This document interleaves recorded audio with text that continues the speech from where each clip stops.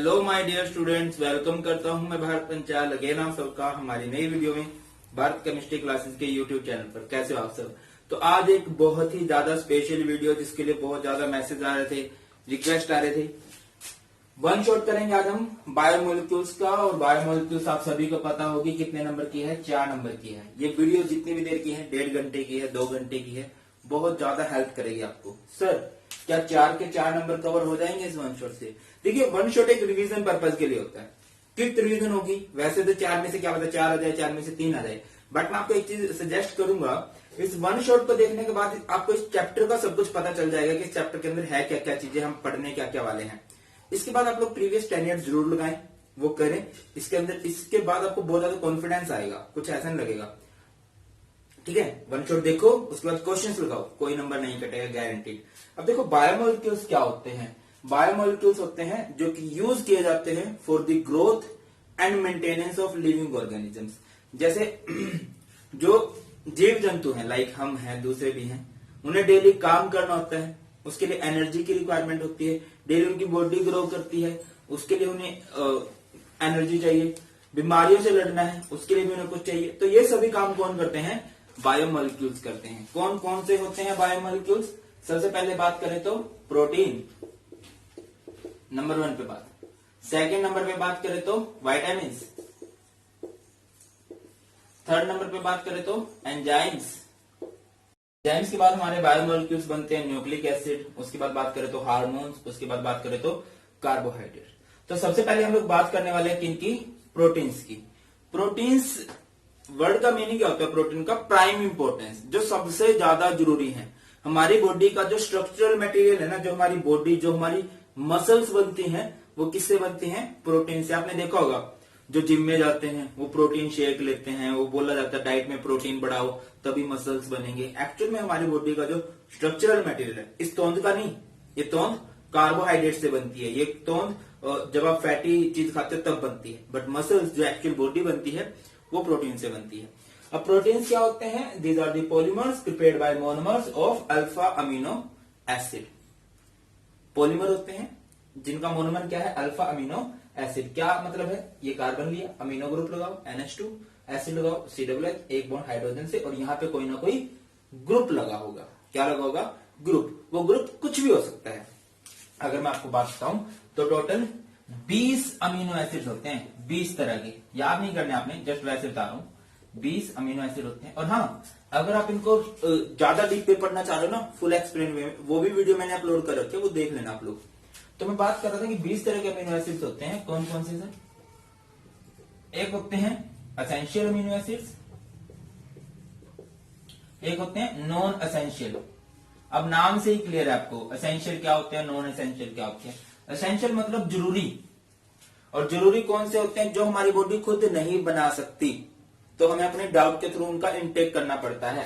Non essential क्या होता है? जो हमारे लिए जरूरी नहीं है, जिनको हमारी बॉडी खुद ब खुद बना सकती है। होती है बात क्लियर? तो नेक्स्ट बात करते हैं, एक वर्ड आता है पेप्टाइड। पेप्टाइड कब बनते हैं? When 2 alpha amino acids are combined together.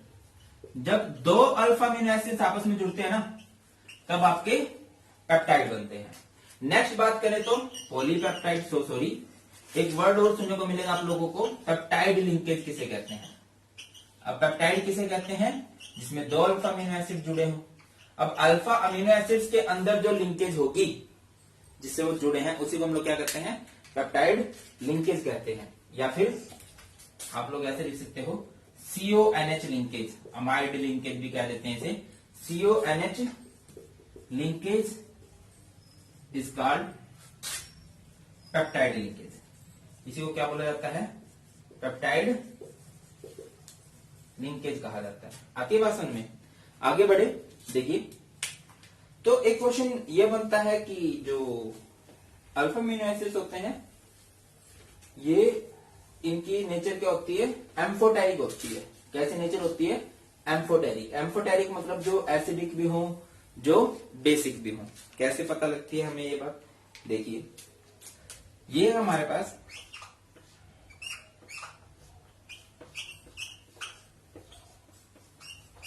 क्या है हमारे पास, ये एक अल्फा अमीनो एसिड है।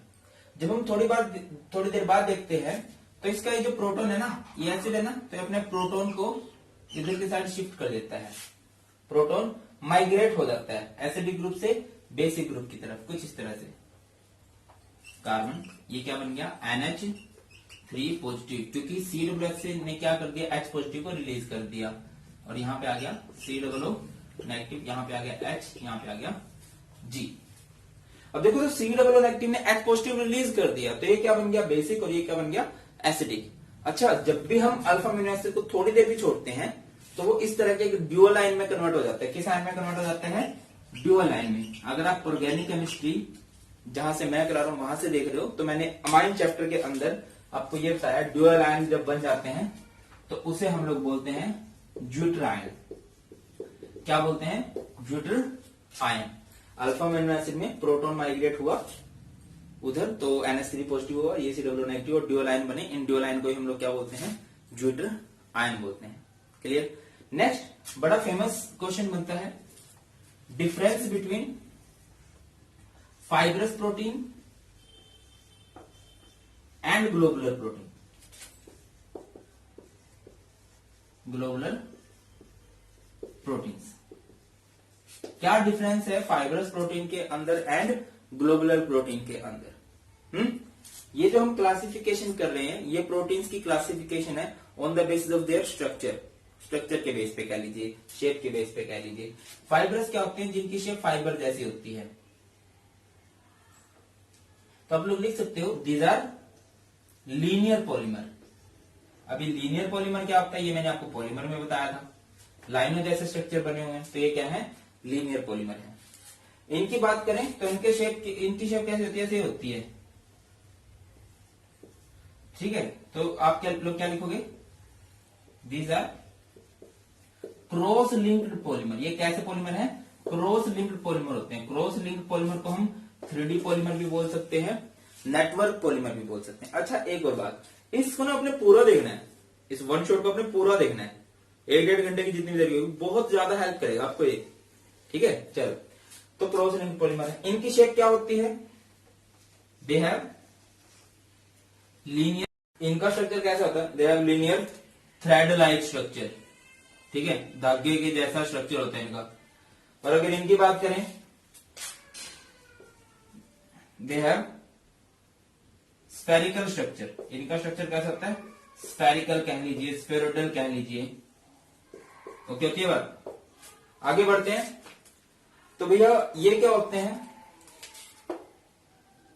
इसके एग्जांपल अगर हम करें तो इसका एग्जांपल हो सकता है केराटिन इन हेयर। हमारे बालों में एक प्रोटीन पाया जाता है केराटिन, आपने बालों को देखे होंगे, कैसे होते हैं, थ्रेड लाइक होते हैं। और इसका एग्जांपल क्या हो सकता है, haemoglobin in blood. Haemoglobin in blood.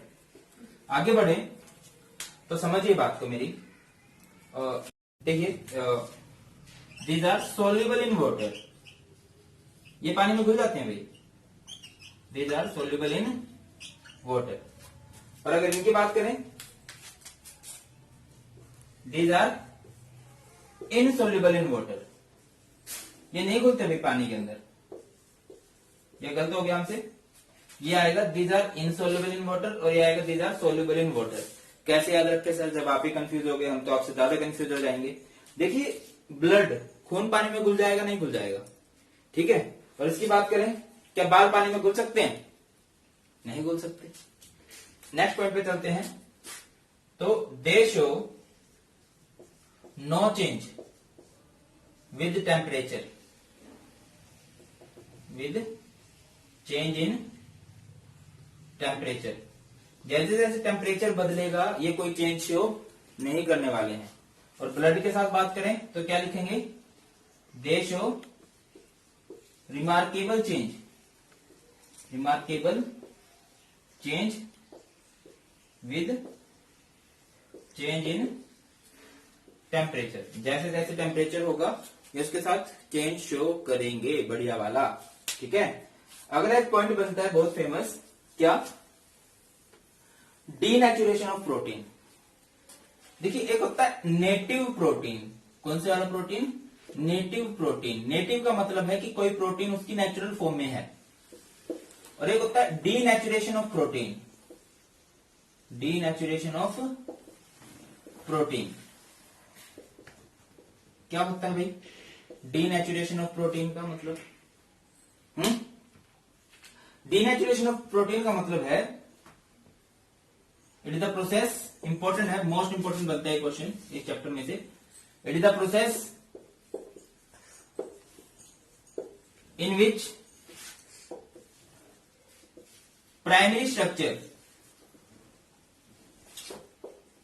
Of protein remains same while secondary and tertiary structure changes। जिसमें कि प्राइमरी जो उसकी बेसिक कैरेक्टर है वो तो बिल्कुल बेसिक, मतलब जो बेस है उसका वो तो सेम ही रहेगा, ठीक है। इसके सेकेंडरी और टर्सरी स्ट्रक्चर क्या होते जाएंगे? चेंज होते जाएंगे। या फिर दूसरी डेफिनेशन भी आप लोग यूज कर सकते हो। क्या यूज कर सकते हो भाई? It is the process in which physical and biological physics और biology चेंज हो जाएगी। physical and biological properties changes while chemical composition remains same। जो उसकी केमिकल कंपोजिशन है वो सेम रहने वाली है। मतलब कोई प्रोटीन जिन कंपोनेंट से मिलके बना है वो सेम ही रहेंगे, बट जो उनकी फिजिकल, जो उनकी लुक है, बायोलॉजिकल, वो चेंज हो जाएंगे। एग्जाम्पल की बात करें, अच्छा एक और बात, it can be done by change in temperature और पीएच। इसको आप कैसे अचीव कर सकते हो? टेम्परेचर को या पीएच को चेंज करके। एग्जाम्पल की बात करें, एग्जाम्पल देख लेते हैं। बॉइलिंग ऑफ एग्स, अंडे को उबाल के दें तो आई थिंक उसकी फिजिकल चेंज हो जाती है, लिक्विड स्टेट में वो एग्जिस्ट करता है, बट उसके बाद वो सॉलिड स्टेट में आ जाता है। इसके अलावा ये कैसे अचीव किया आपने? By changing temperature. दूसरा एग्जांपल होगा कोएगुलेशन ऑफ मिल्क या कर्डलिंग ऑफ मिल्क, लिख लो। कर्डलिंग समझते हो ना, दही जमा देना। और कर्डलिंग कैसे होती है? उसका पीएच चेंज किया, दही जम गई उसकी, तो फिजिकल शायद चेंज है पहले से। समझ रहे बात? नहीं समझ रहे? इसी को हम लोग क्या बोलते हैं? डीनेचुरेशन ऑफ प्रोटीन बोलते हैं। नेक्स्ट पॉइंट पे चले तो अच्छा, एक फेमस क्वेश्चन ये भी बनता है आइसो इलेक्ट्रिक पॉइंट वाला। आइसो इलेक्ट्रिक पॉइंट कह लीजिए या आइसो इलेक्ट्रॉनिक पॉइंट कह लीजिए। अभी हमने किया था कि प्रोटॉन माइग्रेट करता है COOH से, कहां पर? NH2 पर। तो ये क्या होता है? इट इज द टेम्परेचर और the pH value at which no net migration of proton takes place. ये वो pH है जहां पर कि प्रोटॉन माइग्रेट करना बंद कर देते हैं। देखो, हर एक अमीनो एसिड का ना एक फिक्स आइसोइलेक्ट्रिक पॉइंट होता है जिस पे जाकर उसकी माइग्रेशन क्या हो जाएगी? बंद हो जाएगी। समझ रहे हो मेरी बात को? नहीं समझ रहे हो? मैंने क्या बोला? अगर अल्फा अमीनो एसिड लिया है तो प्रोटॉन माइग्रेट करेगा। अगर आपने इसे माइग्रेशन को बंद करवाना है तो उस सॉल्यूशन का पीएच आपको रखना पड़ेगा कुछ फिक्स, और उस पीएच को ही हम लोग क्या बोलते हैं? आइसोइलेक्ट्रिक पॉइंट बोलते हैं। ओके बात? चलिए आगे बढ़ते हैं। चलिए आगे बढ़ लेते हैं। नेक्स्ट क्या है? नेक्स्ट है classification of proteins on the basis of hydrolysis. Hydrolysis के बेस पे, on the basis of hydrolysis. Sir ये क्या होता है? हाइड्रोलिसिस का मतलब तोड़ के देखोगे आप किसी प्रोटीन को। सबसे पहले बात करें तो हमारे पास है सिंपल प्रोटीन। सिंपल प्रोटीन कौन से होंगे? जिनको अगर हम तोड़ेंगे तो सिर्फ और सिर्फ अल्फा अमीनो एसिड के अंदर टूटेंगे। डेफिनेशन किस तरह से लिखोगे? Those proteins which give alpha amino acid on hydrolysis. Clear है? इसके बाद हमारे होते हैं नेक्स्ट कंजुगेटेड प्रोटीन्स। कौन से वाले प्रोटीन भाई? Conjugated protein. सर ये कौन से होते हैं? कंजुगेटेड। कंजुगेट मतलब जो कुछ जुड़े हुए हैं किसी और के साथ भी। अगर आप इनको तोड़ोगे तो ये अल्फा अमीनो एसिड में तो टूटेंगे, इनके साथ एक नॉन प्रोटीन पोर्शन भी जुड़ा होगा और नॉन प्रोटीन पोर्शन को बोलते हैं हम लोग प्रोस्थेटिक ग्रुप। रिपीट कर रहा हूं, जब आप इनको तोड़ोगे, देखो इनको तोड़ोगे तो किसमें टूटेंगे, सिर्फ अल्फा अमीनो एसिड के अंदर। जब आप इनको तोड़ोगे तो ये टूटेंगे alpha amino acid plus a non protein portion, non protein portion. और उस नॉन प्रोटीन पोर्शन को हम लोग क्या बोलेंगे, प्रोस्थेटिक ग्रुप। क्या बोलेंगे, प्रोस्थेटिक ग्रुप। और लास्ट है हमारे पास derived proteins, derived proteins. Now what is derived, जिनको डिराइव किया गया है, समझते हैं ना, डिराइव होती थी एसआई यूनिट होती थी, बेसिक यूनिट कहते हैं, डिराइव यूनिट कहते हैं। जिनको डिराइव किया गया, जिनकी खोज की गई है, तो आप क्या लिखोगे, these are the product of partial hydrolysis of simple protein, simple protein और कंजुगेटेड प्रोटीन, कंजुगेटेड प्रोटीन। आप सिंपल प्रोटीन को या कंजुगेटेड प्रोटीन को जब पार्शियली हाइड्रोलाइज करोगे, पूरा नहीं तोड़ोगे, थोड़ा सा तोड़ोगे, तो जो प्रोटीन मिलेंगे उन्हें हम लोग क्या बोलते हैं, डिराइव्ड प्रोटीन्स बोलते हैं। क्लियर होती है बात आपको। अभी स्टार्ट करते हैं हम लोग न्यूक्लिक एसिड्स के बारे में। बहुत बहुत ज्यादा इंपॉर्टेंट बायोमोलिक्यूल्स हैं। अगर आप लिखोगे तो कैसे लिखोगे, biologically important polymers, and surely इससे रिलेटेड भी क्वेश्चन बनता है, polymers present in living cells या लिविंग ऑर्गेनिजम्स। एंड सबसे जरूरी बात का, मैक्सिमम जो बायोमोलिक्यूल्स है वो हमें बाहर से लेने पड़ते हैं, बट ये जो होते हैं न्यूक्लिक एसिड होते हैं, ये हमारी बॉडी के अंदर प्रेजेंट होते हैं, इनकी हमें बाहर से जरूरत नहीं पड़ती है। ठीक है, न्यूक्लिक एसिड आप छोटी क्लासेस से सुनते आ रहे। दो बड़े फेमस न्यूक्लिक एसिड है भैया, कौन कौन से, पहला डीएनए बहुत इंपॉर्टेंट, और दूसरा आरएनए और ज्यादा इंपॉर्टेंट। ठीक है, अगर इसकी एक और डेफिनेशन होती है, दीज आर दी पॉलीमर्स, ध्यान समझना इस बात को, पॉलीमर्स ऑफ न्यूक्लियोटाइड, न्यूक्लियोटाइड मतलब जब बहुत सारे न्यूक्लियोटाइड जुड़ते हैं तो जो पॉलीमर बनता है, उस पॉलीमर को हम लोग क्या बोलते हैं, उस पॉलीमर को हम लोग बोलते हैं न्यूक्लिक एसिड। अब बात यह है सर, न्यूक्लियोटाइड के अंदर क्या क्या होता है। न्यूक्लियोटाइड के अंदर तीन चीजें मेन होती हैं, कौन कौन सी भाई, first is nitrogenous base, focus करना मेरी बात पे, क्या होता है, nitrogenous base. Second sugar, and third is phosphate group, phosphate group.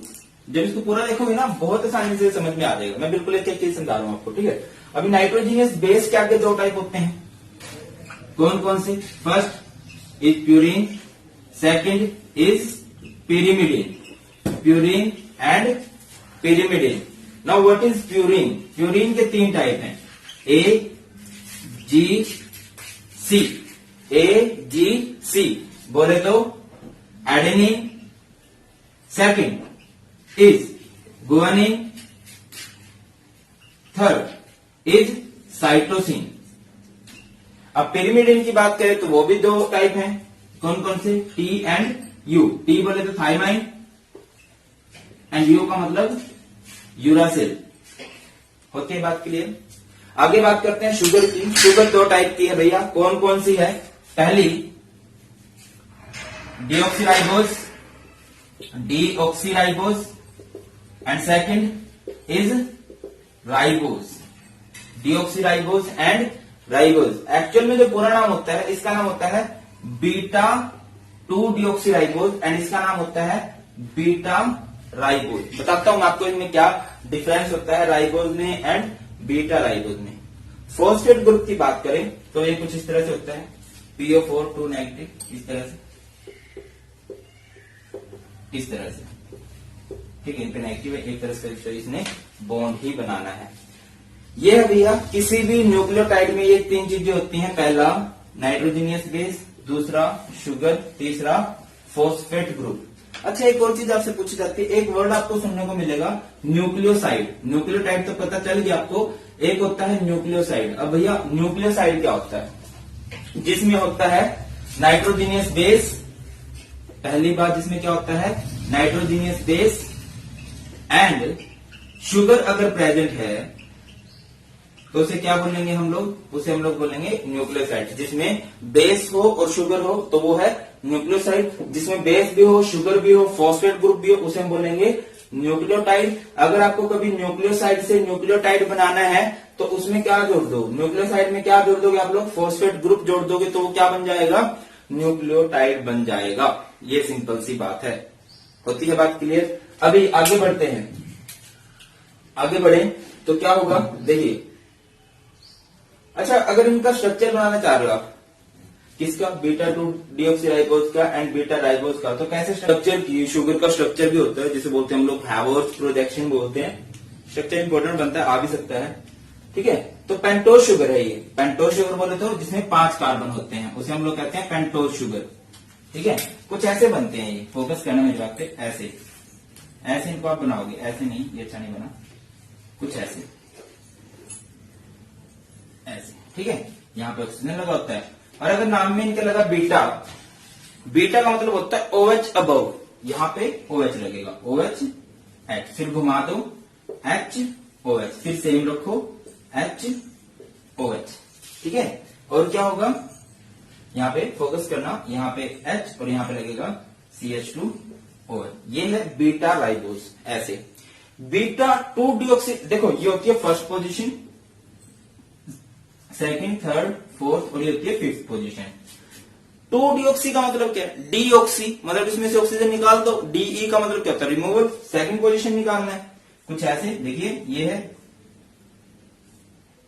यहां पे ये OH H, ऐसे बनाओ ना, H OH same, H OH H CH2OH। यहाँ पे क्या है?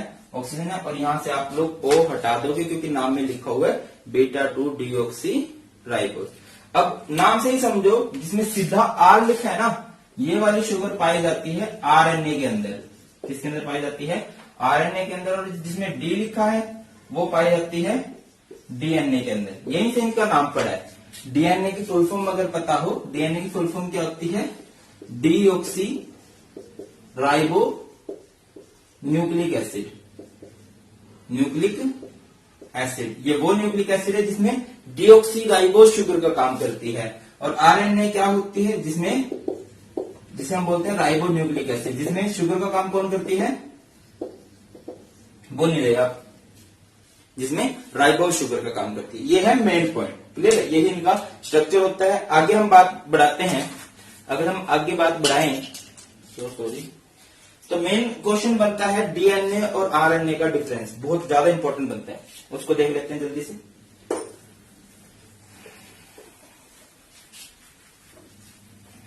कि क्या डिफरेंस है डीएनए में और आरएनए में। वो क्वेश्चन चांसेस हैं इसके पेपर में आ जाए, तो लिखते हैं। यहां पर लिखेंगे डीएनए और यहां पर लिखेंगे आरएनए। नाम तो कई लोग आप, DNA deoxy ribo nucleic acid, RNA ribo nucleic acid. अगर बात करें कि इसकी पोजीशन क्या है, it is present in nucleus of cell. जो सेल होते हैं उनके न्यूक्लियस के अंदर मिलता है हमें डीएनए। और आरएनए हमें क्या कहां मिलता है? It is present in cytoplasm, cytoplasm of cells. जो न्यूक्लियस होता है ना उसके साइड में होते हैं साइटोप्लाज्म। 6th साइंस क्लास में पढ़ा होगा आपने, नहीं पढ़ा कोई दिक्कत नहीं है, याद कर लो, ठीक है। अगली बात होती है शुगर भी होगी इसके अंदर। शुगर कौन सी होगी? जस्ट अभी बताया। डीएनए के अंदर कौन सी शुगर पाई जाती है भाई? Deoxy ribose. कौन सी पाई जाती है? डीऑक्सी राइबोज, या स्पेसिफिक बताना चाहो beta 2 deoxy ribose. And RNA में कौन सी शुगर पाई जाती है? इसमें कौन शुगर पाई जाती है? राइबोज। आरएनए में कौन शुगर मिलती है? राइबोज। फॉस्फेट ग्रुप दोनों में कॉमन होता है, ठीक है। और अगर बेस की बात करें, बेस देखिए 2 होते हैं। कौन कौन से? एक तो होता है प्यूरिन, एक होता है पिरिमिडीन।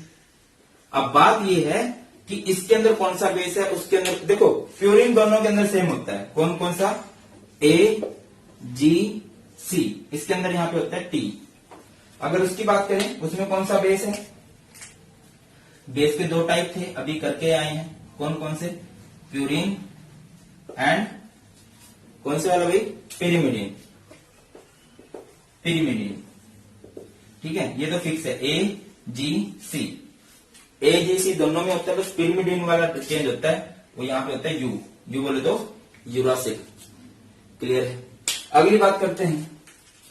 तो डीएनए के अंदर एक खास प्रॉपर्टी होती है, it has a unique property of replication. Unique property of replication. Now what is replication? Replication का मतलब होता है कोई एक अपनी जैसी दो कॉपी बना दे, फिर दो से अपने जैसी चार कॉपी, चार से अपने जैसी आठ कॉपी, मतलब एक फोर स्टेट की तरह करता है। डीएनए मॉलिक्यूल दूसरे दो डीएनए में कन्वर्ट होता है, दो चार में कन्वर्ट होते हैं। और आरएनए के अंदर बात करें, it has no property of replication, या it can't replicate, no property of replication. ठीक है, ये रेप्लीकेट नहीं कर सकता, ये अपने जैसी फोर स्टेट नहीं कर सकता। अगली बात करते हैं भैया, डीएनए का मेन काम क्या है?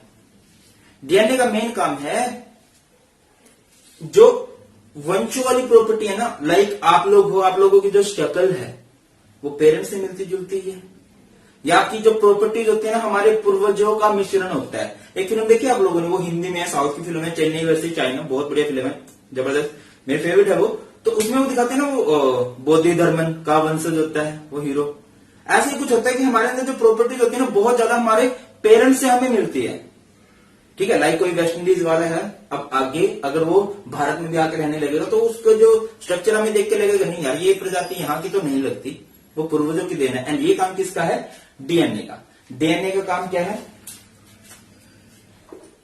इट इज यूज, या इट इज यूज तो नहीं, responsible for the transfer of heredity effect, heredity effect from one generation to next generation. एक जनरेशन से नेक्स्ट जनरेशन के अंदर प्रॉपर्टीज को जो ट्रांसफर करता है वो कौन करता है? डीएनए।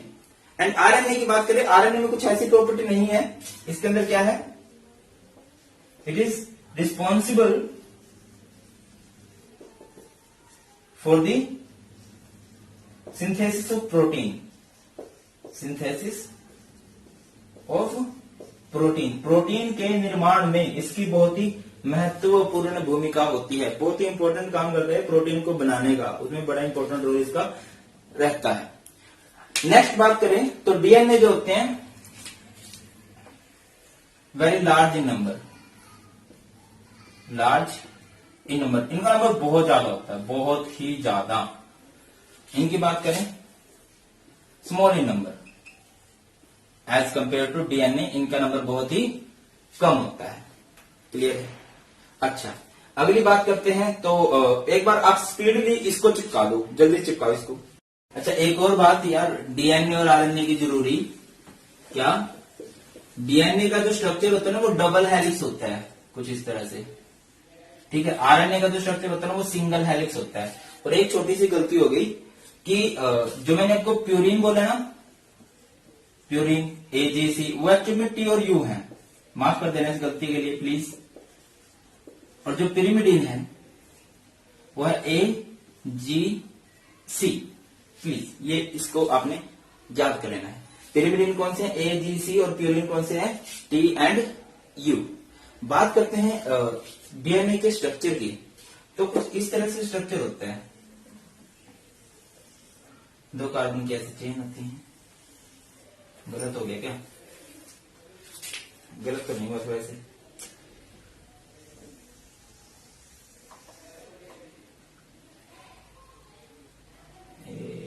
ऐसे जो 3D स्ट्रक्चर था वो किसने दिया था? जे वाटसन ने एंड एफ क्रिक ने। ठीक है, चलो आगे बढ़ते हैं।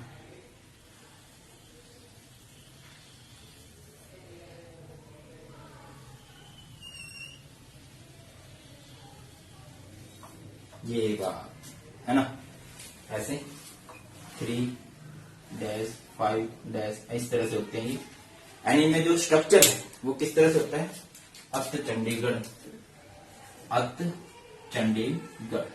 ए टी का बॉन्ड होता है, ए और टी की बॉन्डिंग होती है, सी और जी की बॉन्डिंग होती है, ए और टी की बॉन्डिंग होती है, सी और जी की बॉन्डिंग होती है। आप इधर उधर घुमा सकते हैं उनको, कोई ऐसा चक्कर नहीं पड़ता।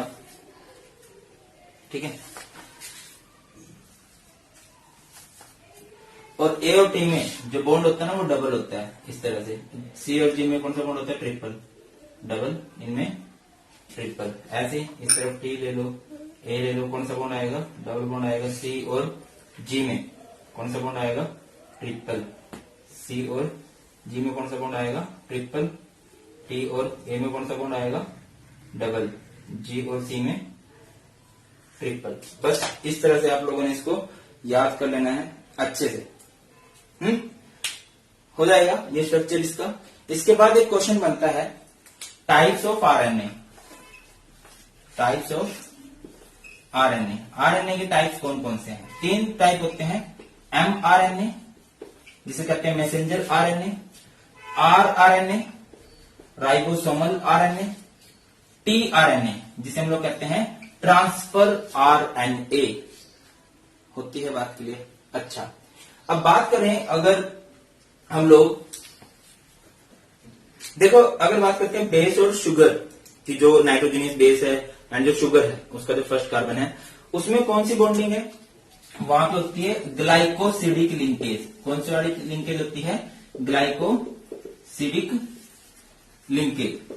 एंड बात करें न्यूक्लियोटाइड्स, जो बहुत सारे मोनोमर्स हैं, वो जो न्यूक्लियोटाइड्स हैं वो किस तरह से जुड़े होते हैं? उनके अंदर लिंकेज होती है फॉस्फोडाइएस्टर। याद कर लेना कौन सी लिंकेज होती है? फॉस्फोडाइएस्टर। बहुत कम आएगी। इसके बाद एक टॉपिक है, आउट ऑफ सिलेबस है, डीएनए फिंगरप्रिंट्स। आजकल बड़ा फेमस है। लाइक अगर हमने किसी क्रिमिनल को कैच करना है, पकड़ना है, तो डीएनए बड़ा इंपॉर्टेंट रोल प्ले करते हैं। अच्छा, आजकल ये भी बड़ा चल रहा है कि पैटर्निटी चेक करनी है। पैटर्निटी समझते हैं ना, पेरेंट्स चेक करने हैं कि कौन है इसके, तो डीएनए मैच करवाया जाता है। और बात की जाए जैसे एक्सीडेंट हो जाते हैं बहुत, तो एक बॉडी है ना बहुत ही ज्यादा, ये कह लो कि ऐसी कंडीशन में होती है, फेस वगैरह कुछ पहचान ही नहीं आता है। फिर उसको बॉडी को सौंपना है, 3-4 फैमिली आ गई कि ये हमारा फैमिली मेंबर है, फिर उसका डीएनए मैच करवा के देखा जाता है। लाइक कई बंदे होते हैं ना नहर में कूद के जान दे देते हैं, तो कई जगह से होते हैं जो कूद के जान देते हैं, और फिर उनकी बॉडी इतनी बुरी हालत में होती है, नहीं पता लगता शक्ल से या कपड़ों से, देन डीएनए मैच करवाया जाता है। इसको बोलते हैं डीएनए फिंगरप्रिंट्स। क्योंकि फिंगरप्रिंट्स तो चेंज भी किए जा सकते हैं सर्जरी के दौरान, डीएनए को चेंज नहीं किया जा सकता, वो 1% के लिए फिक्स होता है। अब कहोगे सर जब 1% के लिए फिक्स है तो पेरेंट से कैसे मैच कर जाता है? कई सारे बेसिस होते हैं, कई सारे ग्रुप्स होते हैं, उनमें से एक ग्रुप होता है जो पेरेंट से मिलता है सेम, उससे पता लग जाता है। चलिए, ये है बायोमोलिक्यूल्स में क्या? Nucleic acid. स्पीडली नोट करो इसको जल्दी से। अभी बात करते हैं नेक्स्ट बायोमोलिक्यूल की, वो है हमारे पास एंजाइम। एंजाइम आप लोग सरफेस केमिस्ट्री में भी पढ़ के आए हो, है ना? तो एंजाइम्स क्या होते हैं? एक्चुअल में बायो कैटलिस्ट होते हैं, या कह लीजिए बायोलॉजिकल कैटलिस्ट होते हैं। और biological catalyst used to change the speed of biochemical reactions, जो कि यूज किए जाते हैं to change the speed of biochemical reactions. Biochemical जो रिएक्शंस है, जो लिविंग ऑर्गेनिजम्स के अंदर होती हैं, उनकी स्पीड को चेंज करने के लिए, मतलब स्पीड अप करने के लिए जिनका हम यूज करते हैं, उन्हें हम लोग क्या कहते हैं? एंजाइम कहते हैं। बहुत ज्यादा इंपॉर्टेंट है। अगर एंजाइम ना हो तो क्या होगा? अगर हमारे डाइजेस्टिव सिस्टम के अंदर ही एंजाइम्स ना हो तो कहते हैं कि एक सिंगल मील को डाइजेस्ट करने में, एक टाइम के खाने को हजम करने में हमें 50 साल लगेंगे। मतलब लाइफ को बनाए रखने के लिए हमारी जो प्रोसेसेस होती हैं वो ही बहुत ज्यादा स्लो हो जाएंगी। अप्रोक्स कितने एंजाइम्स की खोज की जा चुकी है 3000 एंजाइम्स की, जहां पे कि कमर्शियली या बाहर जिनको बनाया जा सकता है वो है 3000 टाइप्स ऑफ एंजाइम्स का पता लग चुका है जो कि हमारी बॉडी के अंदर पाए जाते हैं। अगली बात होती है कि एंजाइम्स के नाम भी बड़े इंपॉर्टेंट होते हैं। एंजाइम्स के जो नाम रखे जाते हैं ना, वो रखे जाते हैं ऑन द बेसिस ऑफ कि वो किस कंपाउंड पे काम कर रहे हैं। लाइक मैं आपको बताता हूं, जैसे कोई माल्टोज पे काम कर रहा है, माल्टोज पे काम कर रहा है तो उसे हम लोग क्या बोलेंगे, उसे हम लोग बोलेंगे माल्टेज। ठीक है, अगर कोई यूरिया पे काम कर रहा है तो उसे हम लोग बोलेंगे यूरिएज। अगर कोई प्रोटीन पे काम कर रहा है तो इसे बोलेंगे प्रोटीएज। ठीक है, क्या बोलेंगे, प्रोटीएज। ऐसे बहुत सारे का नाम रखा गया है। समझ रहे हो मेरी बात को या नहीं समझ पा रहे हो? चलो अभी जैसे एक एग्जांपल दूं, जैसे कि आपके पास माल्टोज है, माल्टोज का फॉर्मूला भी शुगर वाला C12H22O11, माल्ट शुगर भी बोलते हैं इसे। इसको जब हम हाइड्रोलाइज कराते हैं तो ये ग्लूकोज में कन्वर्ट होता है, 2 टाइम्स ऑफ C6H12O6 हमें मिलता है एंड ये ग्लूकोज होते हैं। ठीक है, चलो आगे बात करते हैं इनकी कुछ खास प्रॉपर्टीज की। तो खास प्रॉपर्टी में सबसे पहली प्रॉपर्टी है हाई एफिशिएंसी। अच्छा ये पता है ना कैटलिस्ट किसे कहते हैं? जो केमिकल रिएक्शन की स्पीड को चेंज करते हैं। जो इंक्रीज करते हैं वो पॉजिटिव कैटलिस्ट, जो डिक्रीज करते हैं वो नेगेटिव कैटलिस्ट। इसी तरह से एंजाइम्स होते हैं जो हमारी बॉडी के अंदर रिएक्शंस होती है उनको स्पीड अप करते हैं। तो सबसे पहला पॉइंट है हाई एफिशिएंसी। एफिशिएंसी का मतलब क्या है कि बहुत ज्यादा तेज स्पीड में रिएक्शन को स्पीड अप कर सकते हैं, बहुत ही फास्ट। अभी बात करते हैं प्रॉपर्टीज ऑफ एंजाइम्स की। तो सबसे पहली बात है हाई एफिशिएंसी। समझते हो कि ये जिस रिएक्शंस के अंदर एंजाइम्स का यूज किया जाता है as compare to those reaction जिनके अंदर एंजाइम आप नहीं यूज कर रहे, बहुत ज्यादा फर्क होता है। जो एक एंजाइम वाली रिएक्शन है वो मिलियंस ऑफ टाइम्स फास्टर है एज कंपेयर टू वो रिएक्शन जो कि एंजाइम्स के बिना हो रही है। आगे बात करें तो एक्सट्रीमली स्मॉल क्वांटिटी, बहुत थोड़ा सा अमाउंट चाहिए आपको, किसी भी एंजाइम का बहुत थोड़ा सा अमाउंट चाहिए एक बहुत ही ज्यादा सबस्ट्रेट को कैटलाइज करने के लिए, उसकी स्पीड को बढ़ाने के लिए। Next is specificity. Specificity mean specific nature. Like एक सबस्ट्रेट के लिए, एक रिएक्टेंट के लिए आप एक ही एंजाइम का यूज करोगे। ठीक है, अगर आपको कोई दूसरी रिएक्शन करानी है उसी एंजाइम की, सॉरी उसी सबस्ट्रेट की, तो आपको एक अलग एंजाइम का यूज करना पड़ेगा। मेरी बात को समझ पा रहे मैं क्या कह रहा हूं आपको? मीन्स अब मैं कई बार बोलता हूं, एक एग्जांपल देता हूं मैं। KFC is famous for chicken, मतलब चिकन पे कॉपीराइट किसका हो चुका है? KFC का। ठीक है, अगर डोमिनोज की बात करें फेमस फॉर पिज्जा। ऐसी एक अलग अलग रिएक्शन के लिए अलग अलग एंजाइम होते हैं। हमारी बॉडी के अंदर जितनी रिएक्शंस है उतने ही अलग अलग एंजाइम्स भी हैं। नेक्स्ट बात करें, ये बड़ा इंपॉर्टेंट पॉइंट बनता है, इससे रिलेटेड MCQ बन सकता है, ऑप्टिमम टेम्परेचर एंड pH। कि जब भी एंजाइम काम करेगा किसी एक ऑप्टिमम टेम्परेचर पे काम करेगा, एक ऑप्टिमम pH पे काम करेगा। वो ऑप्टिमम टेम्परेचर कितना होता है? 37 डिग्री सेल्सियस। आपने देखा भी होगा जब हमारी बॉडी का टेम्परेचर होता है ना वो 37 डिग्री सेल्सियस ही होता है। एंड जब भी टेम्परेचर कम ज्यादा होता है बाहर का, सराउंडिंग का, तो सिस्टम पे फर्क पड़ना स्टार्ट हो जाता है। एंड मैक्सिमम जब हम बीमार होते हैं तभी होती है जब या तो बहुत ठंड हो जाती है या बहुत गर्मी हो जाती है। और जो न्यू बोर्न बेबीज होते हैं या जो एज्ड पर्सन होते हैं, बूढ़े पर्सन होते हैं, वो लोग इसके अकॉर्डिंग चेंज नहीं हो पाते। दैट्स व्हाई उनके एंजाइम भी चेंज नहीं हो पाते। और वो समझ पा रहे हो ना बात को? नेक्स्ट बात, control of activity of enzymes. अगर कोई एंजाइम बहुत फास्ट है तो उसकी एक्टिविटी को कंट्रोल किया जा सकता है, उसकी स्पीड को कम भी किया जा सकता है और उसकी स्पीड को ज्यादा भी किया जा सकता है। जब हम दवाई लेने जाते हैं, मतलब हमारा कोई एंजाइम बीमार हो गया तो हम दवाई लेते हैं तो उसकी एक्टिविटी को बढ़ा देते हैं। आ रही समझ में? यहां पे एक वर्ड आपको दिखाई दे रहा होगा, कोएंजाइम। एक बात देखी गई कि जो एंजाइम्स बहुत ज्यादा फास्ट काम कर रहे हैं ना नॉर्मल एंजाइम से, उनके अंदर क्या था? नॉन प्रोटीन पोर्शन था। अच्छा एक जरूरी बात याद रखो यार, मोस्ट ऑफ द जो एंजाइम्स हैं, ज्यादातर जो एंजाइम्स होते हैं ना वो ग्लोबुलर प्रोटीन्स होते हैं। कैसे वाले प्रोटीन होते हैं? Globular protein. ओके, तो वो जो नॉन प्रोटीन पोर्शन जुड़ा होता है ना एंजाइम के साथ, उसे बोलते हैं प्रोस्थेटिक ग्रुप। Prosthetic group. अगर बात करें, अगर वही प्रोस्थेटिक ग्रुप कोवेलेंट बॉन्ड से जुड़ा है, किसके साथ? एंजाइम के साथ। कोवेलेंट बॉन्ड से जुड़ा है एंजाइम के साथ, तो इसे कहते हैं cofactor. Next is coenzymes. Coenzymes क्या होता है?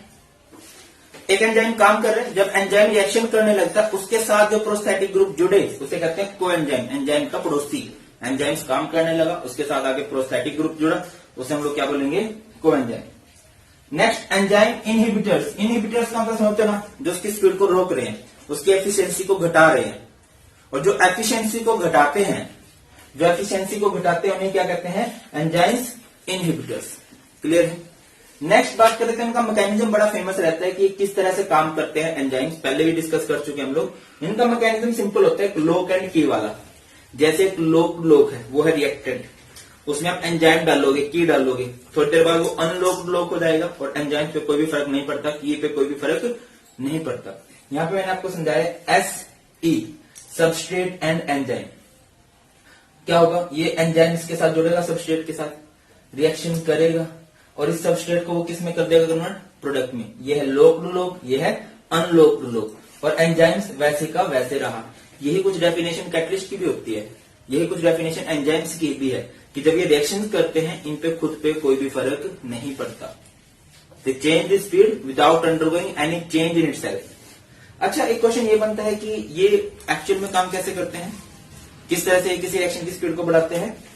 तो देखिए, अगर कोई रिएक्शन कुछ इस तरह से पाथ फॉलो कर रही है, ये एक्टिवेशन एनर्जी चाहिए, तो इस रिएक्शन को शॉर्टकट प्रोवाइड करते हैं with lower activation energy. Come energy देकर उस रिएक्शन का काम चल जाता है और इस तरह से एंजाइम्स वहां पे काम करते हैं। जल्दी से नोट कीजिए। अभी बात करते हैं कि एंजाइम्स की कमी की वजह से कुछ डिसीज भी हो सकती है क्या, कुछ बीमारियां भी हो सकती हैं क्या? तो मेरा आंसर है यस, हो सकती है। सबसे पहले बात करें, एक बीमारी होती है एल्बिनिज्म। आपने देखा होगा कि अपने इंडिया में भी कई बिल्कुल मतलब गोरे होते हैं, बहुत गोरे होते हैं, उनके जो बाल होते हैं वो भी बिल्कुल गोरे तो नहीं कहेंगे उसे हम, कैसे कह सकते हैं? व्हाइट से कह सकते हो, गोल्डन से। समझ रहे हो मैं क्या कर रहा हूं? फोटो आगे होगी। इसे बोलते हैं एल्बिनिज्म। जो एल्बिनिज्म बीमारी है वो किस एंजाइम की कमी से होती है? टायरोसिनेज की कमी से। नेक्स्ट एक बीमारी होती है फिनाइल कीटोन यूरिया। इसमें क्या होता है कि हमारी जो बॉडी है उस पर रैशेस, जैसे समझते हो, जब एक रोटी को आप रख के रखोगे 10-15 दिन या किसी खाने को, तो उसमें फंगाई टाइप से लग जाएगी, उल्ली सी लग जाएगी। तो इसी तरह से जो बीमारी होती है इसे बोलते हैं फिनाइल कीटोन यूरिया। ये किसकी वजह से होती है? Phenyl alanine hydroxylase. Phenyl alanine hydroxylase की वजह से जो बीमारी होती है इसे क्या बोलते हैं? Phenyl ketone urea. नेक्स्ट बात करते हैं, जैसे blood clotting. Blood clotting word आपने सुना होगा कि खून के थक्के जमना स्टार्ट हो जाते हैं, खून के जो पार्टिकल्स आपस में जुड़ते हैं, इसे ब्लड क्लोट बोलते हैं। तो फिर जब हमारा हार्ट उस ब्लड को पंप करने लगता है ना, देखिए हमारा जो हार्ट है वो लिक्विड ब्लड को पंप कर सकता है, बट जब वो ब्लड क्लोटिंग होती है, मोस्टली मोटे बंदों में पाया जाता है, तो उस क्लोट को हार्ट पंप नहीं कर पाता, जिसकी वजह से हार्ट अटैक आ जाता है। तो ऐसी नौबत ना आए तो उनको कौन सा एंजाइम दिया जाता है? उनको दिया जाता है स्ट्रेप्टोकिनेज। स्ट्रेप्टोकिनेज जो कि किस लिए यूज किया जाता है? ताकि जो ब्लड क्लोट है, वो जो खून जमा है, उसको तोड़ दिया जाए, दोबारा से उसको लिक्विड फॉर्म में कन्वर्ट कर दिया जाए और हार्ट अटैक ना आए। क्लियर है? अब एक छोटा सा टॉपिक देख लेते हैं हार्मोन्स का। देखो भैया, एडजस्ट कर लेना, बायोलॉजी मेरे पास थी नहीं, ठीक है, ये बायोमोलिक्यूल्स है, दैट्स व्हाई हम लोग पढ़ रहे हैं, और इस चैप्टर को पढ़ के थोड़े बहुत तो डॉक्टर आप बन ही जाओगे। चलो हार्मोन्स की बात करते हैं। हार्मोन्स बनते कहां पर हैं? Those chemical substance which are produced in ductless gland in our body. कहां पे बनते हैं? डक्टलेस ग्लैंड के अंदर। 3 तरह के हार्मोन्स होते हैं, steroid, peptide, amine. Steroid, peptide and amine, ये जो होते हैं सेक्स हार्मोन्स भी बोलते हैं। अब पता ही होगा किस काम आएंगे। टेस्टोस्टेरोन हो गए, एस्ट्रोजन्स हो गए, प्रोगेस्ट्रोन हो गए, ये आपने 10th क्लास में भी पढ़ा होगा।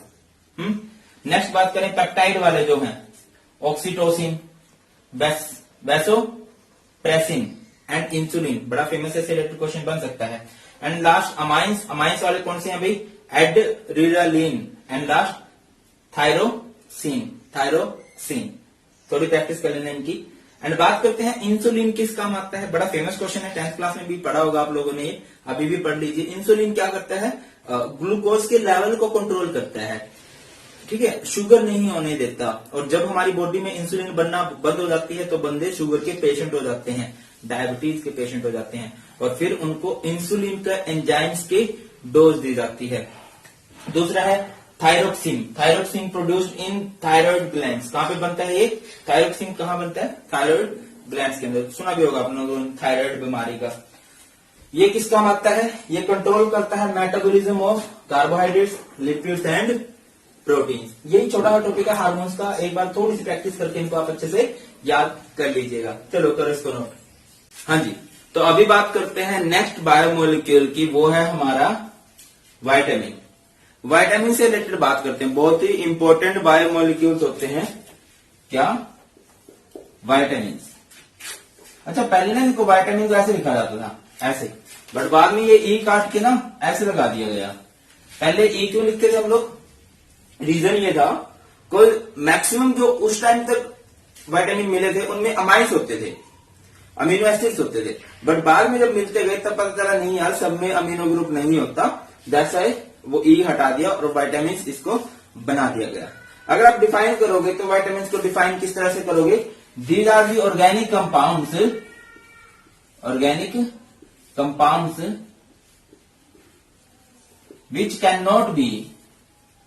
which can't be produced by our body itself, जिनको हमारी बॉडी खुद से नहीं बना सकती। ठीक है, सो must be supplied through diet. इस वजह से इनको डाइट के थ्रू सप्लाई किया जाता है to perform specific biological function. अभी देखो मेरी बात समझो ध्यान से, मैं क्या कह रहा हूं कि हमारी बॉडी को बहुत सारे काम करने के लिए ना विटामिन की जरूरत होती है, और बड़ी बात है हमारी बॉडी इनको खुद से नहीं बना सकती। श्योर बात है कि इससे रिलेटेड एक नंबर क्वेश्चन बन सकता है, वन लाइनर बन सकता है, एमसीक्यूज बन सकते हैं। ठीक है, तो अच्छा, दो तरह के विटामिन होते हैं। पहला इज वाटर सॉल्युबल, दूसरा इज फैट सॉल्युबल। पहले वो जो पानी में घुलते हैं, दूसरे वो जो पानी में नहीं घुलते, जो फैट में घुलते हैं। तो वाटर सॉल्युबल की बात करते हैं तो कौन कौन से विटामिन हैं जो वाटर सॉल्युबल है? Vitamin B and vitamin C, ये वाटर सॉल्युबल होते हैं, पानी में घुलते हैं। एंड इनमें से भी विटामिन बी कॉम्प्लेक्स होता है। एक्चुअल में विटामिन बी के बहुत सारे टाइप होते हैं, 1, 2, 3, 6, 12। विटामिन बी में से एक है विटामिन B12। ये क्या है? फैट सोल्यूबल होता है, ये पानी में नहीं घुलता, जिससे बड़ा फेमस क्वेश्चन बनता है। अब कौन कौन से हैं जो घुल जाते हैं फैट के अंदर, पानी में नहीं घुलते? A, D, E, K। ये सभी वो विटामिन हैं जो फैट में घुलते हैं, जो किस में नहीं घुलते? वाटर में। सर क्या फर्क पड़ता है इनसे? अब मेरी बात समझो, जो पानी में घुले, मैंने पानी पिया, वो पानी में घुलेंगे और यूरिन के थ्रू बाहर निकल जाएंगे, तो इनको रेगुलरली सप्लाई करना पड़ता है। समझ रहे हो मेरी बात? क्या करना पड़ता है? रेगुलरली सप्लाई करना पड़ता है, कॉज ये यूरिन के थ्रू बाहर निकलते रहते हैं। इनको हमें अपनी डाइट के अंदर रेगुलर डेली बेसिस पे लेना पड़ता है। जो फैट सोल्यूबल विटामिन होते हैं, जो पानी में नहीं घुलते, तेल में घुलते, तो वो हमारी बॉडी में ना जम जाते हैं।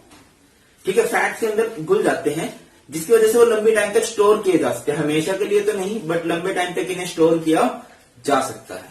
एक बड़ा फेमस क्वेश्चन बनता है, why vitamin C can not be stored in our body? क्यों नहीं स्टोर कर सकते? बिकॉज वो वाटर सोल्यूबल है। क्लियर? अच्छा, अब इनकी बात ये है, इनको बहुत थोड़े अमाउंट में चाहिए हमें। अगर इनकी कमी हो जाए तब भी बीमारी हो जाती है, जिसे बोलते हैं अविटामिनोसिस। और अगर इनकी एक्सेस हो जाए तब भी बीमारी हो जाती है, जिसे हम लोग बोलते हैं हाइपर विटामिनोसिस। दिक्कत है, अगर आपने कम लिया तब भी दिक्कत है, अगर आपने ज्यादा ली विटामिन की डोज तब भी दिक्कत है। कम होगी तो क्या होगी? अविटामिनोसिस। अगर आपने ज्यादा डोज ली तो वो क्या होगी? Hyper vitaminosis. क्लियर है? अब क्वेश्चन कैसे बनता है आपका? क्वेश्चन बनता है कि कोई विटामिन है, उसका एक स्पेसिफिक केमिकल नेम क्या है, उसकी वजह से बीमारी कौन सी हो सकती है। तो सबसे पहले बात करते हैं विटामिन ए की। विटामिन ए का केमिकल नेम होता है भाई रेटिनोल। क्या होता है? रेटिनोल। इसको 5-10 मिनट दे के याद कर लेना। विटामिन ए का केमिकल नेम होता है रेटिनोल एंड इसकी वजह से बीमारी कौन सी होती है? Night blindness. समझते हो ना, नाइट ब्लाइंडनेस। शाम को 6 बजे के बाद दिखाई देना बंद हो जाता है। वो सबको हो जाता है ना जब अंधेरा होता है, बट उन पट्टों को अंधेरा होने के बाद अगर लाइट भी जगा दे तब भी दिखाई नहीं देता।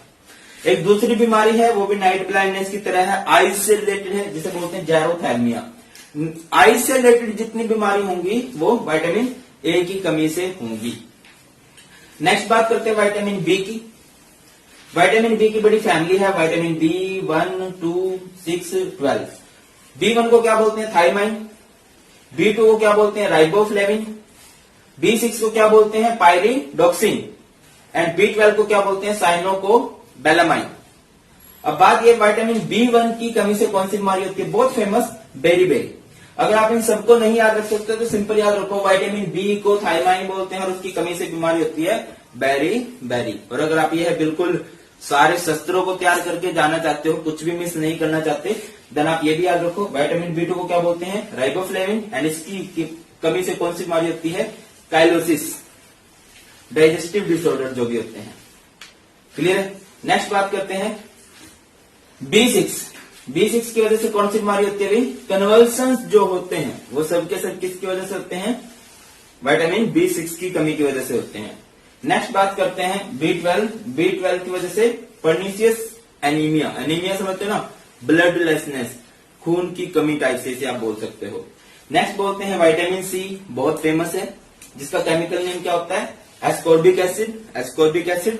और इसकी कमी से कौन सी बीमारी होती है? स्कर्वी। स्कर्वी क्या होता है? जो वो मसूड़ों से खून आना स्टार्ट हो जाता है ना, बहुत ब्लीडिंग ऑफ जम्स जिसे बोलते हैं। Next vitamin D. Vitamin D का नाम क्या होता है? Algo calciferol. Algo calciferol. And इसकी वजह से कौन सी बीमारी होती है? रिकेट्स। रिकेट्स क्या होता है? Bending of bones. जो हड्डियां हैं वो मुड़ने लग जाती हैं, मुड़ जाती हैं। आपने देखा होगा कई बच्चे मतलब सही से नहीं चल पाते। जो बोन्स हैं, जो हड्डियां हैं वो बहुत कमजोर हो जाती हैं विटामिन सी की कमी से। नेक्स्ट है विटामिन ई, टोकोफेरोल इसे बोलते हैं। इसकी कमी से कौन सी बीमारी होती है? Sterility. No, what is sterility? Loss of sexual power, जिसे आप लोग बोल सकते हो कि हाँ बेबी नहीं होते हैं, ये विटामिन ए की कमी से होती है। नेक्स्ट इज विटामिन के। विटामिन के का दूसरा नाम क्या होता है? केमिकल नेम क्या होता है? फाइलोक्विनोन। फाइलोक्विनोन। एंड इसकी कमी से कौन सी बीमारी होती है भाई? हेमोफीलिया। हेमोफीलिया का मतलब क्या होता है? लाइक आपकी जो सेल होते हैं, जो नसें होती है ना, वो ब्लीड करना स्टार्ट कर देते हैं अंदर से ही। आपने एक बीमारी सुनी होगी, ब्रेन हैमरेज, दिमाग की नस फट गई। वो दिमाग की नस कैसे फट जाती है? जब विटामिन के की कमी होती है। हरी पत्तेदार सब्जियां खानी चाहिए इसमें, ठीक है। एक्चुअल में क्या होता है कि जिनके खून के थक्के जमने स्टार्ट हो जाते हैं, खून की कोलॉइड्स बनने स्टार्ट हो जाते हैं, तो उसमें क्या होता है? नस फट जाती है एक जगह से, अंदर से ही ब्लीडिंग होना स्टार्ट हो जाती है, इंटरनल ब्लीडिंग जिसे बोलते हैं। एंड डेथ होने के चांसेस बहुत ज्यादा होते हैं इसमें। लास्ट इज विटामिन एच, जो कि मिलता है, जिसका केमिकल नेम होता है बायोटीन। एंड इसकी वजह से हमें क्या होती है? डर्मेटाइटिस बीमारी हो जाती है, एक ब्लड से रिलेटेड बीमारी है। रिपीट कर रहा हूं, तो विटामिन ए की वजह से आपको जो बीमारी होंगी वो आई से रिलेटेड होंगी। विटामिन बी की वजह से जो बीमारी होंगी कमी की वजह से, मोस्टली वो बीमारी होंगी जो ब्लड से रिलेटेड होंगी। विटामिन सी दांतों से रिलेटेड। विटामिन डी किसे कह सकते हो? बोन से रिलेटेड। विटामिन ई अभी बताया था, और विटामिन के वही ब्रेन हैमरेज वगैरह। क्लियर? तो बस यही छोटा सा टॉपिक है, इतना ही प्रिपेयर कर लो आप। क्लियर? चिपकाओ इसे जल्दी से, नोट करो। तो अभी बात करते हैं हम लोग नेक्स्ट बायोमोलिक्यूल्स की, कार्बोहाइड्रेट्स।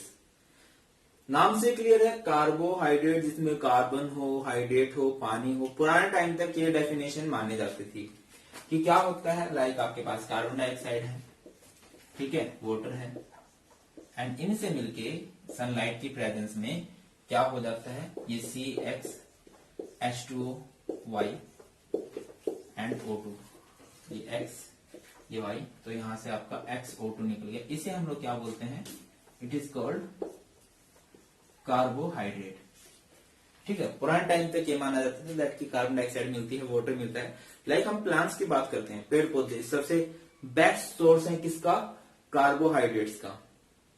ठीक है, तो वो कैसे बनाते होंगे? कार्बन डाइऑक्साइड लेते हैं, पानी लेते हैं, सनलाइट लेते हैं और बन जाते हैं, और बदले में वो क्या छोड़ते हैं? ऑक्सीजन भी छोड़ते हैं। बट अभी इसकी डेफिनेशन चेंज हो चुकी है। तो क्या होती है डेफिनेशन? दीज आर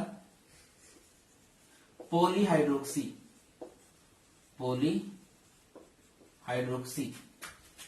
एल्डिहाइड और ketone. These are the polyhydroxy aldehyde or polyhydroxy ketone or the substance which give these on hydrolysis। बड़ी कंफ्यूजिंग सी डेफिनेशन है, बट कंफ्यूज नहीं होना आपने। क्या होते हैं? बहुत सारे हाइड्रोक्सी वाले एल्डिहाइड कीटोन, या फिर कोई ऐसे कंपाउंड अगर उनको हाइड्रोलाइज करा दिया जाए तो ये बन जाएगा बहुत सारे हाइड्रोक्सी एल्डिहाइड और कीटोन्स के अंदर। तो उसे हम लोग क्या बोलेंगे? उसे हम लोग बोलेंगे कार्बोहाइड्रेट्स। कार्बोहाइड्रेट्स की अगर मैं बात करूं, कार्बोहाइड्रेट्स आर आल्सो कॉल्ड, ये बड़ी फेमस है, मतलब जब हमारे स्कूल में वाइवा हुआ था तो पूछा गया था इनका दूसरा नाम क्या होता है कार्बोहाइड्रेट्स का? सैकेराइड्स। क्या बोलते हैं इनको? सैकेराइड्स बोलते हैं। इसी तरह से क्वेश्चन भी बनता है इन पे, classification of carbohydrates on the basis of hydrolysis. तो जब हाइड्रोलिसिस के बेस पे हम लोग क्लासिफाई करते हैं इन्हें, किन्हें? कार्बोहाइड्रेट्स को, तो 3 तरह के बनते हैं। कौन कौन से भाई? मोनोसैकेराइड्स, फोकस कीजिएगा, monosaccharides. Next oligosaccharides, next polysaccharides.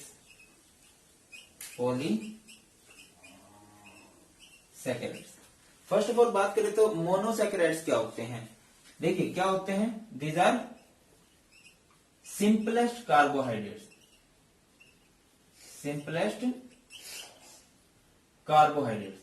सबसे सिंपल कार्बोहाइड्रेट होते हैं ये। इनको आप लोग हाइड्रोलाइज नहीं करा सकते, इनको और ज्यादा तोड़ नहीं कर सकते, ये बिल्कुल बेसिक यूनिट है।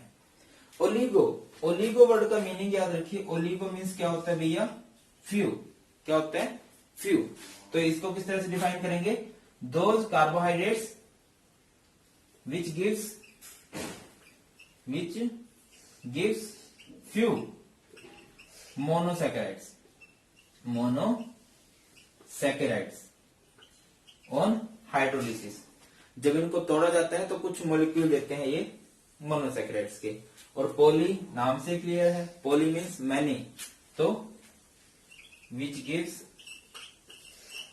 100 to 1000 monosaccharides on हाइड्रोलिसिस। जब इनको तोड़ा जाता है तो ये 100 से 1000 या 100 से कह लीजिए 3000 मोनोसैकेराइड देंगे। एग्जाम्पल की बात करें तो मोनोसैकेराइड का बेस्ट एग्जाम्पल क्या हो सकता है? ग्लूकोज। ठीक है। ओलिगोसैकेराइड्स को फर्दर आप लोग लिख सकते हो डाइसैकेराइड। डाई क्या होगा? जिसमें 2 हो। ट्राइसैकेराइड्स जिसमें 3 हो, मोनोसैकेराइड है ना। टेट्रासैकेराइड्स जिसमें कितने हो? 4 हो मोनोसैकेराइड्स। एग्जाम्पल जैसे इसका डाइसैकेराइड का एग्जाम्पल करें तो सुक्रोज, जिसका फॉर्मूला क्या होता है? C12H22OH। नेक्स्ट बात करते हैं पॉलीसैकेराइड्स की। पॉलीसैकेराइड का बेस्ट एग्जाम्पल होता है स्टार्च, जिसका फॉर्मूला होता है C6H10O5। और ये N की वैल्यू 100 से 3000 तक कुछ भी हो सकती है। ये एग्जाम्पल भी आप लोग याद कर लेना, बड़े काम आएंगे आपके। आगे बढ़ते हैं तो आगे है classification on the basis of taste के बेस पे। तो 2 तरह से क्लासिफाई करते हैं हम लोग, शुगर एंड नॉन शुगर। अगर बात करें कि शुगर कौन से हैं? शुगर मतलब जिसमें शुगर वाली प्रॉपर्टी हो, which are sweet in taste. ठीक है, जिनका टेस्ट मीठा हो। और शुगर की कौन सी प्रॉपर्टी पानी में घुल जाती है? तो सोल्यूबल इन वाटर। और क्या खास बात होती है? क्रिस्टलाइन सॉलिड, बहुत अच्छे क्रिस्टल बनते हैं, क्रिस्टलाइन सॉलिड। ठीक है, एग्जाम्पल क्या होगा? सुक्रोज। नॉन शुगर की बात करें तो ये जैसे शुगर का टेस्ट कैसा होता है? मीठा हमने लिखा है, तो ये क्या होते हैं? टेस्टलेस। ये क्या होते हैं? टेस्टलेस होते हैं, पहली बात। अगली बात करें तो ये होते हैं इनसोल्युबल इन वाटर, पानी में नहीं घुलते। अगली बात करें तो ये क्या होते हैं? Amorphous solid. कैसे सॉलिड होते हैं? अमरफस सॉलिड होते हैं, घटिया वाले सॉलिड होते हैं। एग्जाम्पल की बात करें तो इसका एग्जाम्पल होगा स्टार्च। क्या होगा भाई? स्टार्च। ओके, आगे बढ़ते हैं। नेक्स्ट हम बात करते हैं on the basis of functional group. Functional group के बेस पे क्लासिफिकेशन करें तो कार्बोहाइड्रेट्स दो तरह के होते हैं, एल्डोज एंड कीटोज। एल्डोज क्या होंगे? Which contain aldehyde as functional group, जिनके पास फंक्शनल ग्रुप का काम कौन करता है? एल्डिहाइड करता है। एग्जाम्पल इसका बेस्ट रहता है ग्लूकोज। क्या रहेगा? ग्लूकोज। कीटोज क्या होते हैं? Which have ketone as functional group, जिसमें फंक्शनल ग्रुप क्या होगा? कीटोन होगा। एग्जाम्पल क्या होता है इसका भाई? फ्रक्टोज। क्या रहता है? फ्रक्टोज रहता है। नेक्स्ट होता है question classification of carbohydrates on the basis of reducing nature. तो दो तरह से के होते हैं, reducing sugar and non reducing sugar. Reducing sugar या फिर non reducing sugar. Reducing sugar को किस तरह से डिफाइन करेंगे? दोज कार्बोहाइड्रेट विच रिड्यूस, जो कि रिड्यूस कर सकते हैं, विच रिड्यूस टॉलेंस रिएजेंट और फैलिंग सॉल्यूशन। जो टॉलेंस रिएजेंट को या फैलिंग सॉल्यूशन को रिड्यूस कर सकते हैं उन्हें हम बोलेंगे रिड्यूसिंग शुगर। और जो नहीं कर सकते, which can't reduce Tollens reagent और फैलिंग सॉल्यूशन। ठीक है, एग्जाम्पल की बात करें तो इसका एग्जाम्पल वही स्टार्च होगा। इसका एग्जाम्पल क्या होगा? ग्लूकोज। ठीक है, ये कुछ हो जाते हैं। ओके, वही बात। एक वर्ड और आपको सुनने को बड़ा मिलेगा, ग्लाइकोसिडिक लिंकेज। कौन सा सुनने को मिलेगा? Glycosidic linkage. क्या होता है सर ग्लाइकोसिडिक लिंकेज? जब दो मोनोसैकेराइड आपस में जुड़े हों with the help of oxygen, when two monosaccharides are attached to each other by oxygen या link to each other by oxygen. Monosaccharide जब ऑक्सीजन की हेल्प से जुड़ जाते हैं तो इसे हम लोग कहते हैं ग्लाइकोसिडिक लिंकेज। और कुछ इंपॉर्टेंट हैवॉल्क प्रोजेक्शन है, वो भी आप इसमें आगे देखोगे।